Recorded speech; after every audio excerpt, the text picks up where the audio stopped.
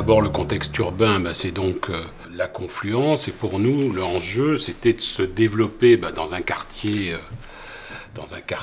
un peu phare, et développer notre patrimoine donc au centre de Lyon, en partenariat avec la société d'aménagement de la confluence. Et donc, deuxième enjeu aussi, c'était de faire une opération mixte, qui mixte à la fois de l'accession et du locatif social.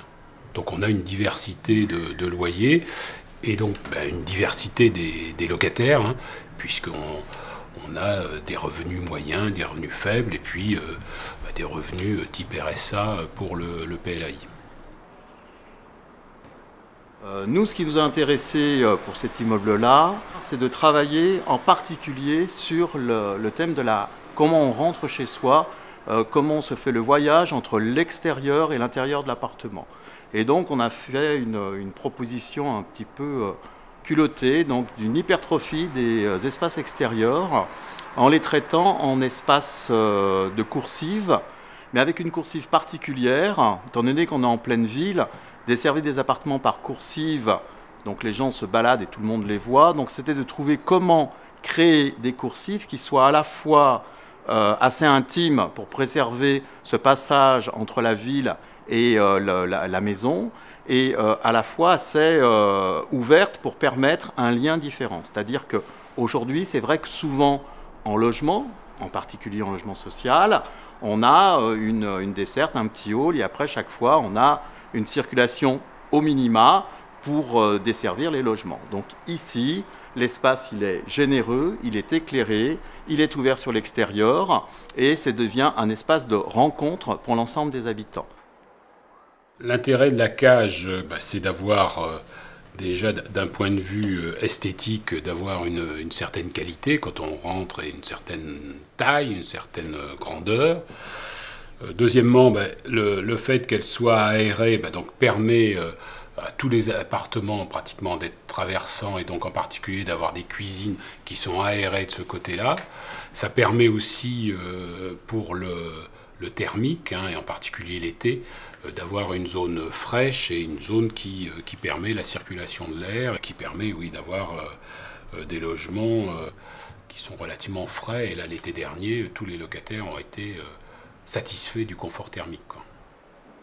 Je pense aussi que ça constitue un espace de rencontre qui peut être tout à fait agréable et tout à fait servir à la convivialité du site.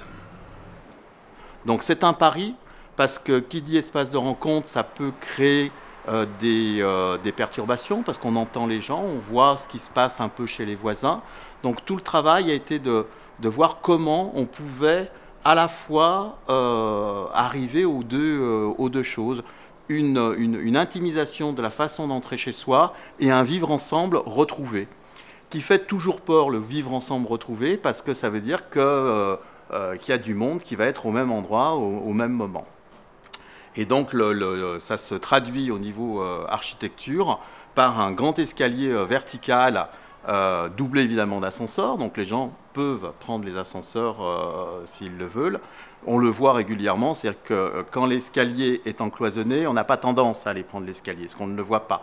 Tandis que quand l'escalier s'ouvre à nous, surtout pour descendre, évidemment, là, les gens, ils prennent assez peu l'ascenseur pour descendre. Ils prennent l'escalier, et là, on a ce phénomène de rencontre sur l'escalier. Sur la vue sur la Balme, on a des chambres et des cuisines, et puis cette grande desserte commune qui dessert chaque fois 4 appartements par niveau. J'ai la lumière du matin et même l'après-midi, j'ai quand même de la lumière. On n'a pas besoin de l'allumer jusqu'à, bien sûr, quand il y a le soleil après qui se couche là en hiver, à partir de 5h, 5h15, 5h30, oui. Certains se disent, mais pourquoi est-ce qu'on ne boucherait pas ce grand espace, quoi. Donc voilà, donc le défaut, c'est peut-être une méconnaissance ou une nécessité pour nous de faire de l'information, d'aller vers les locataires, de leur expliquer comment fonctionne l'immeuble. Je ne suis pas trop dans l'immeuble uniquement quand je rentre le soir pour manger et dormir, quoi. Mais non, je trouve que c'est pas trop bruyant. Je trouve que c'est bien isolé. Et puis le quartier en lui-même, même qu'on a là, le terrain de foot à côté et tout, c'est bien convivial, quoi. On est bien desservi. Je veux dire, par rapport au transport en commun, vous avez les bus, après vous avez le métro qui est pas loin. Je veux dire, il y a la gare de Perrache. Question de magasin, vous avez le nouveau Confluence, grand centre commercial là, qu'ils ont ouvert. On a tout à la portée, quoi.